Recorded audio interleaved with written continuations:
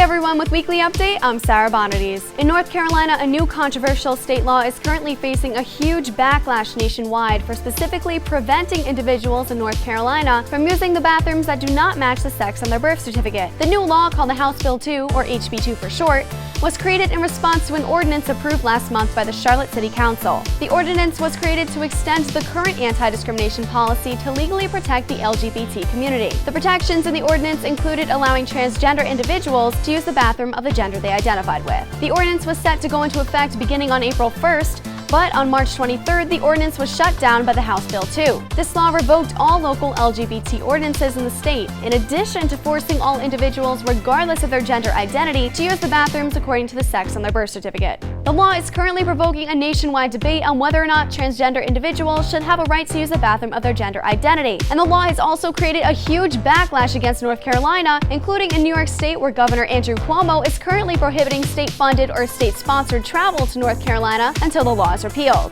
According to the Washington Post, American Airlines, Wells Fargo, and the NBA have all spoken out against the new law. And the NBA recently hinted that if the law is not overturned, they may move their 2017 All-Star Game weekend out of Charlotte, North Carolina. Supporters of the new law are saying that the ordinance created a dangerous situation for women and children. As a matter of fact, just about every quote from supporters of the new law I found in my research for this story mentions how the new ordinance puts women and children in danger. For example, Mueller, spokeswoman for the Keep NC Safe Coalition, said, quote, "Our General Assembly and Governor McCrory swiftly took care of this because it's just common sense that men should not be in women's bathrooms," unquote. Or what about Lieutenant Governor Dan Forest, who said, quote, "A man can enter a women's bathroom, a women's locker room, a women's shower facility, and they could enter a girl's bathroom, a girl's locker room," unquote. And even Pat McCrory, the governor of North Carolina who signed the bill into law, said that the ordinance defies common sense and basic community norms by allowing, you guessed it, a man to use a women's bathroom, shower, or locker room.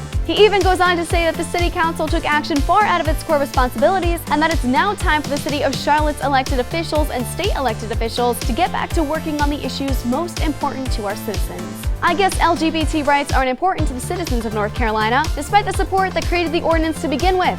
Right, Governor McCrory? By shutting down the ordinance, they are ignoring what could happen if a transgender woman, someone whose biological identity says male but gender identity is female, enters a male bathroom. What could potentially happen to her if she follows the guidelines of a new law? Or what happens if a transgender man, someone whose biological identity says female but identifies themselves as a male, enters a women's room?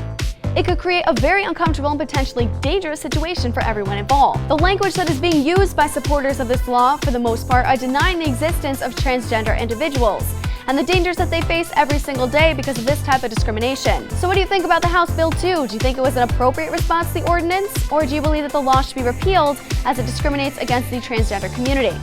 Comment below and don't forget to like and subscribe. Thank you for watching this week's episode of Weekly Update, and I'll see you next week.